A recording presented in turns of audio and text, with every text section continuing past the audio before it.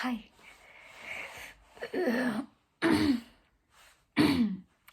Selamat datang di channel Sheila Firda. Aku belum tahu sih ini channel mau dijadikan apa, tapi kayak mungkin aku akan dedikasikan ini sementara untuk dokumentasi pribadi.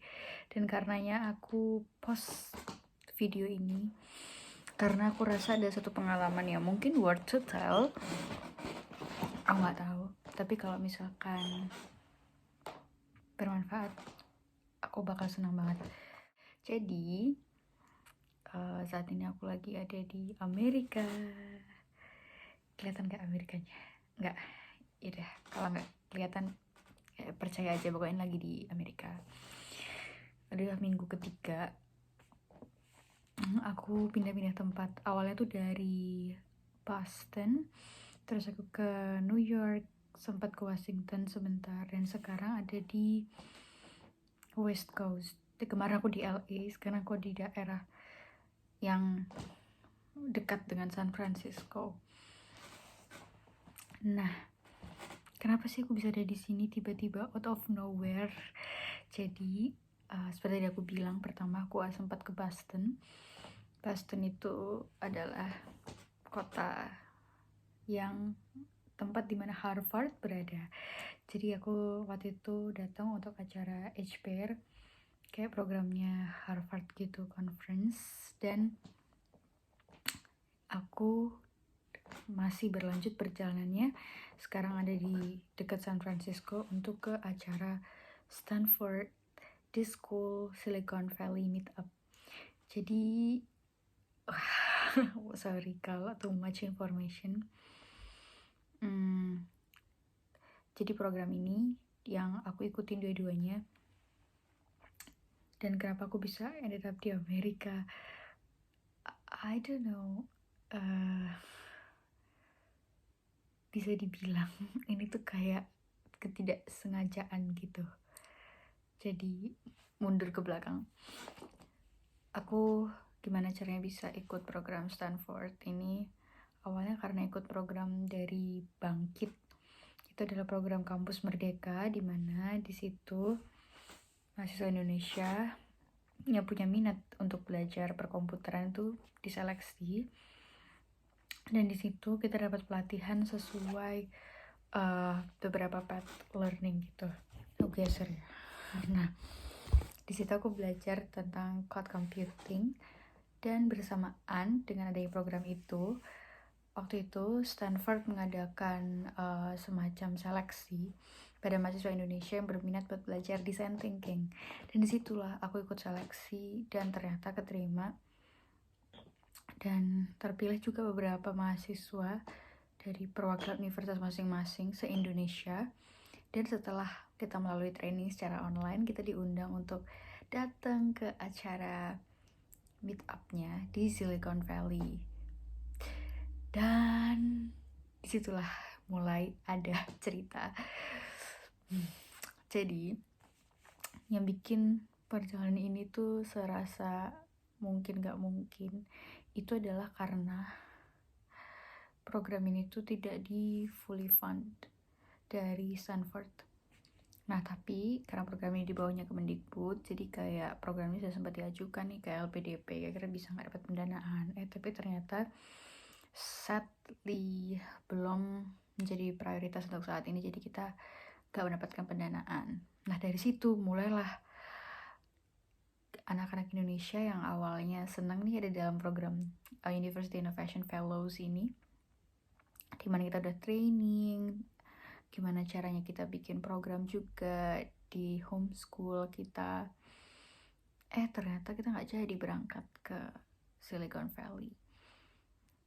Buat anak-anak yang kebanyakan belajar di bidang teknologi, berangkat ke San Francisco itu kayak dreams come true. Soalnya apa ya, ini kayak rumah dari para perusahaan-perusahaan tech besar seperti Google. San Francisco-nya sendiri ya, ada Apple juga di Cupertino, terus ada Facebook dan raksasa-raksasa lainnya. Nah, sedih dong. Aku juga sedih banget waktu itu. Dan aku dengar kabar kalau kita nggak bisa mendapatkan pendanaan itu di akhir bulan Desember. Gue ingat banget waktu itu aku lagi perjalanan gitu ke Jogja karena mau liburan, udah akhir semester, dan kayak situ aku mikir sih, itu sambil di kereta gitu aku mikir, ketika aku nggak dapet, kayak gagal lagi gitu. Soalnya beberapa tahun sebelumnya aku tuh melakukan berbagai macam usaha gitu ya, attempt gitu, percobaan untuk bisa mengalami international exposure secara beneran gitu, fisik. Dan apa ya, itu tidak pernah berhasil. Jadi waktu aku dari semester 1, bayangin 1, aku udah coba buat cari-cari kesempatan exchange, tanya-tanya ke international office di fakultas aku. Sempat keterima waktu itu di salah satu universitas di Korea, tapi nggak jadi berangkat gara-gara waktu itu Indonesia tuh lagi gelombang kedua COVID yang Delta itu. Jadi kayak semua orang mau masuk Korea tuh nggak bisa dari Indonesia gitu. Terus sebelumnya lagi aku ikut fellowship lain juga, tapi nggak pernah keterima gitu. Terus waktu SMA banget pernah nih pengen ikut kayak exchange gitu yang buat ke Amerika, tapi itu nggak keterima juga. Tau nggak kenapa? Di antara semua alasan yang masuk akal gitu ya, aku nggak keterima karena umur aku tuh lebih tua 1 bulan. Jadi kayak oke, yaudah deh. Terus yang paling miris, tapi aku tuh nggak pernah berhenti gitu untuk tetap dreaming this gitu, pengen keluar negeri dengan usahaku sendiri gitu. Sampai akhirnya waktu itu aku lupa, kayak pernah aku ikut lomba gitu ya, yang hadiahnya itu ternyata yang menang bakal diberangkatin ke Amerika, tapi ternyata hadiahnya tuh gue juara 1 dan aku juara 2. Jadi itu kayak ini Amerika gitu, aku di sini.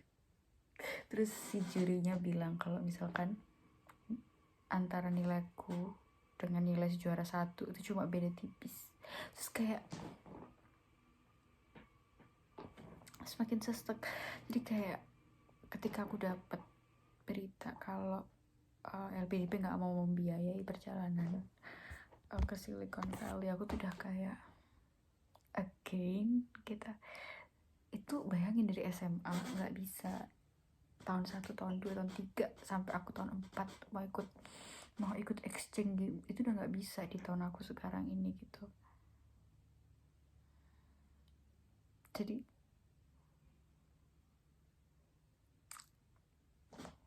di situ aku mikir gitu, kayak ini sekarang aku udah undangan nih dari Stanford, should I take it atau kayak ya udahlah nunggu kapan di masa depan kalau dapat lagi gitu. Terus ada satu hal yang bertepatan pada saat itu, aku tuh baca pengumumannya di Instagram openingnya HPR itu di waktu yang sama di kereta itu juga aku baca ada apa ya, pembukaan pendaftaran buat HPR, dan itu acaranya itu di bulan Februari. Jadi kalau aku ke Amerika itu Harvardnya di Februari akhir, acara Stanford di Maret akhir. Jadi aku di situ, kalau aku ikut keduanya di Amerika ini bakal 1 bulanan gitu. So aku dengar teman aku tuh bilang kayak ke Amerika cuma kalau aku ikut program yang di Stanford dong tuh mungkin cuma last until 7 days. Kata dia kalau seminggu doang di Amerika tuh kayak capek pulang perginya, jet lagnya aja belum hilang udah pulang gitu. Jadi kayak sebulan ke Amerika mah gitu gede banget. So ya, aku pikir kayak udah ini sign kayak aku bisa sebulan di Amerika. Terus ada juga yang ngundang gitu, soalnya masuk Amerika tuh aku riset ya, paling susah masuknya, salah satu negara yang paling susah dimasukin gitu, karena mereka nggak mau gitu kan ya nerima orang sembarangan, takutnya jadi imigran gelap gitu, karena pasti udah banyak gitu di Amerika yang kayak gitu. Jadi kayak ya udah, kira aku putuskan tekad. Dan waktu itu prosesnya juga apa ya, mulai dari cari dananya, aku hubungin kampus apa segala macam, cari sponsor, terus apa namanya, di situ juga aku ngurusin visa yang mepet. Itu kayak sekitar 3 minggu tuh, 2 minggu sebelum gue berangkatan. Dan semuanya apa ya namanya, kayak ada yang aku tuh sebenarnya tuh sempet mikir gitu, kayak am I dumb to take this decision, tapi kayak kalian pernah gak sih kayak kalian tuh punya impian terus bolak balik itu tuh gak tercapai-capai sampai kamu tuh di titik capek dan kamu mikir kalau kamu gak maksa, kamu menunggu untuk kesempatan itu datang ke kamu benar-benar dalam bentuk yang sempurna, ya kamu gak bakal bisa dapat gitu. Kayak aku menunggu nih kesempatan dimana aku bisa fully funded, bisa kesana gitu, tapi kayak that after waiting for 4 tahun lebih, berarti 4-5 tahun lebih,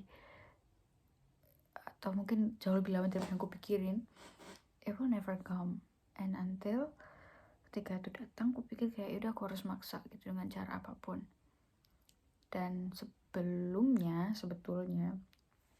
saking kepinginnya untuk bisa pergi exchange ke luar negeri atau apa, aku tuh nabung dari beasiswa, dari aku kalau dapet hadiah lomba gitu-gitu, aku tabung. Dan untuk apa namanya, karena beasiswanya aku tabung, jadi selama waktu itu aku masih ada kebutuhan sehari-hari, selama aku ngekos itu aku penuhi dengan aku cari kerja gitu. Jadi kayak I think waktu itu aku pikir kayak oke, aku qualified nih, aku ngerasa aku qualified untuk bisa pay myself gitu setelah bekerja bertahun-tahun. Mungkin kalau waktu itu ya berarti 3,5 tahunan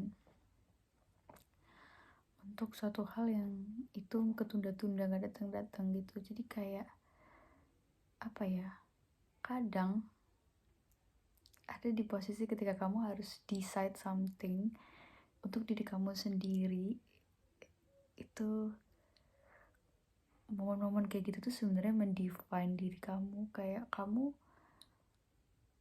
ketika kamu dihadapin sama kesempatan yang kamu 50% ready nih gitu, would you take it gitu. Dan aku udah di posisi itu waktu itu. Dan aku pernah baca sih barusan aja kemarin sebenarnya, kayak baca salah satu tweetnya Pinot di Twitter, kayak bapak itu bilang kalau kesempatan itu, opportunity itu sebenarnya datang 50% sebetulnya. Kayak 50%-nya lagi itu tuh kamu siap nggak, ada nggak mental kamu buat menjawab itu gitu. Ya udah, jadi ketika kesempatan ini datang, ada kesempatan aku bisa daftar HPR, ada kesempatan aku udah ada undangannya dari Stanford, aku pikir kayak oke, ini sudah 50%. Terus kayak aku kalkulasiin lagi gitu dari tabungan aku, terus aku kalkulasiin juga dari kira-kira bisa nggak aku dapetin sponsornya, dari mana sumbernya. Terus juga itu kan aku calculating risknya, kayak berapa sih kira-kira aku harus kalau misalkan parah-parah nih gak dapet sponsor ini dan semuanya gitu. Terus waktu itu aku pikir Dan aku akhirnya ketika sampai di Amerika gitu, I think all that things is worth it. Jadi bahkan 6 jam sebelum keberangkatan atau 12 jam sebelum aku berangkat naik pesawat dari Cengkareng ke JFK, itu bahkan aku tuh panas, badannya panas, batuk, flu, kayak lemas badannya. Aku nggak ngerti kenapa, dan aku tuh sudah setakut itu gak bisa berangkat karena aku belum PCR-nya kan aku mepetin gitu. Kayak apa ya, itu creepy banget karena kamu bayangin nih, kamu udah keluar duit buat tiket pesawat yang udah nggak bisa kamu refund karena udah hari-harinya kamu harus berangkat. Tapi badan kamu panas dan menunjukkan gejala. Waktu itu Omicron tuh gejalanya mirip-mirip gitu loh, kayak yang aku alami waktu itu. Dan aku waktu itu sampai nungguin hasil PCR, jadi aku nunggu di kayak tempat kliniknya Cengkareng gitu. Bahkan gak dikasih masuk ke ruangannya karena dikira Omicron gitu. Terus kayak at the time gitu aku tuh mikir kayak ya ampun, kalau misalkan emang ini gak rezeki untuk bisa ke Amerika gitu, ya udah take it, gue udah ikhlas gitu, udah saking sakitnya badan tuh kayak seikhlas itu gitu. Dan kayak gimana sih rasanya kamu udah bayangin kayak semuanya tuh ini apa ya, kamu berusaha mau dapet nggak jadi, kayak kamu udah makin close. Bahkan sedekat apa itu aku udah ada di bandaranya, udah beli tiketnya, udah ngurus visanya, udah siap semuanya. Terus aku menunjukkan gejala kayak kamu Omicron, itu udah sedekat apa. Tapi kayak ada yang namanya rezeki itu, sejauh apa bakal dideketin. Kalau sedekat apa bukan rezeki, pasti dijauhin gitu kan. Cuma ternyata alhamdulillahnya gitu, waktu itu Allah baik banget, aku PCR-nya negatif. Terus ternyata aku radang tenggorokan aja gitu waktu itu, dan bisa sampai ke Amerika. Dan ketika aku naik pesawatnya tuh setelah lari-lari karena hasil PCR mepet, itu drama banget. Jadi kayak untuk masuk ke pesawat, aku tuh orang terakhir yang masuk ke pesawatnya setelah dia boarding, karena nunggu PCR yang lama gak keluar-keluar. Aku juga sakit itu. Kayak ketika aku udah duduk di pesawat, aku tuh nangis gitu, kayak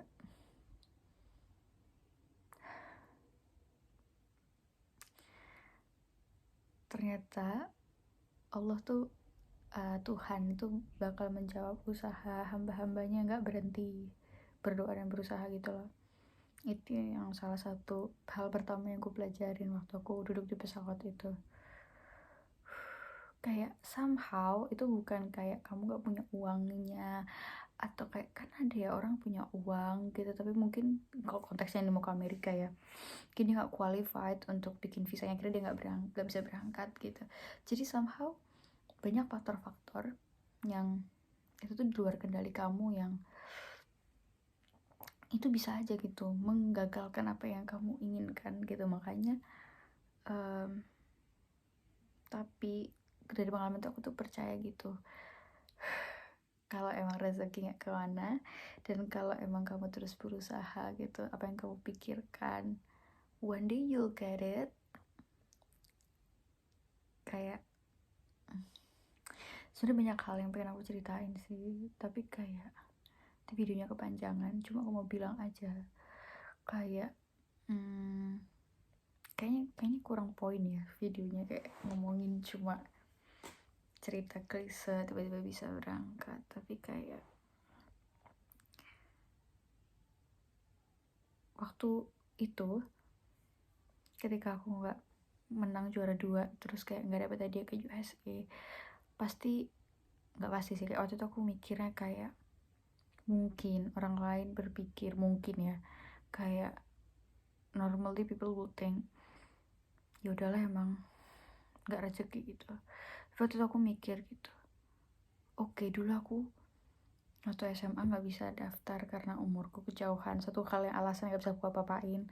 Terus ketika aku semester 1-2 aku daftar, tapi ternyata daftar fellowship buat ke Amerika, tapi ternyata gak keterima. Oke, berarti dari kemampuanku yang belum bisa. Terus aku coba ke negara lain gitu, mau exchange, terus ada pandemi, itu satu hal yang di luar kontrol aku juga. Terus sampai aku kira ke lomba, dan aku udah mau berangkat ke Amerika, mau dikit lagi nih, jadi kalau misalkan nilaiku nambah dikit lagi jadi juara 1 bisa ke Amerika. Itu artinya sebetulnya aku tuh bukan gak rezeki ke sana, tapi aku tuh sebenarnya semakin deket gitu. Aku sebenarnya semakin deket dengan cita-cita aku bisa kesampaian ke Amerika. Jadi makanya waktu itu when this opportunity came, ketika bisa berangkat, tuh aku ngerasa kayak wah, itu benar. Kayak kadang-kadang ada hal yang harus kamu kembalikan ke diri kamu sendiri. Will you take it? Kamu mau nggak ambil challenge itu gitu. Rasa campur aduk sih. Aku nggak pernah ke luar negeri sama sekali, tahu-tahu langsung pertama kalinya ke Amerika. Itu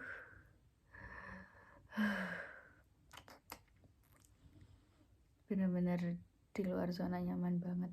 Dan kayak untuk itu aku harus berani untuk rilis kesempatan-kesempatan, atau mungkin kayak mengambil keputusan yang aku harus berani ngomong yes ke hal-hal yang mungkin tuh berat kalau aku di masa yang lain, tapi dan say no untuk hal-hal yang juga aku rasa aku tuh pengenin. Kayak misalkan I don't need to tell lah, misalkan kayak kerjaan yang aku tinggal di Indonesia.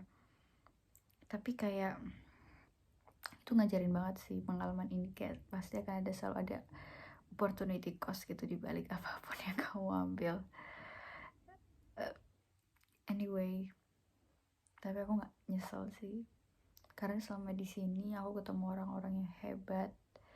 Aku ketemu sama anak-anak Harvard, aku ngerasain sebagian lah part the ambience selama di sana gitu, yang bikin aku jadi semangat. Ketemu orang-orang Indonesia yang bisa sampai ke sini gitu ya, dan mereka sukses di sini. Itu bukan orang sembarangan gitu. Mereka tuh adalah hard worker, fighter sejauh yang aku kenal ya di sini. Jadi kayak hard worker, fighter, smart. Mereka tuh smart dengan caranya gitu. Jadi kayak ya,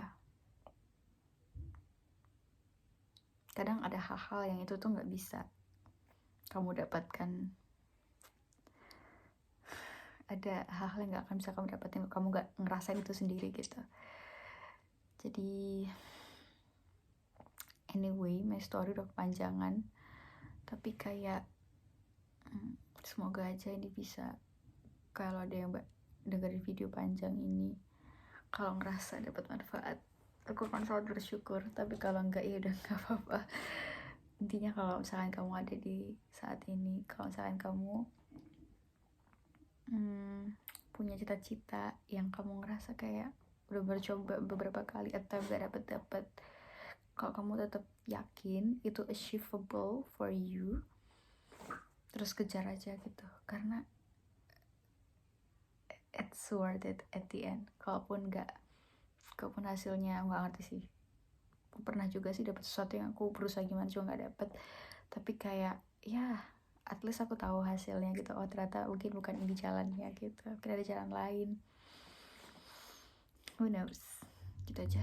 Maaf ya, closing panjang banget, gak tutup-tutup kayak gitu. Thanks for watching. See ya in another video. Bye.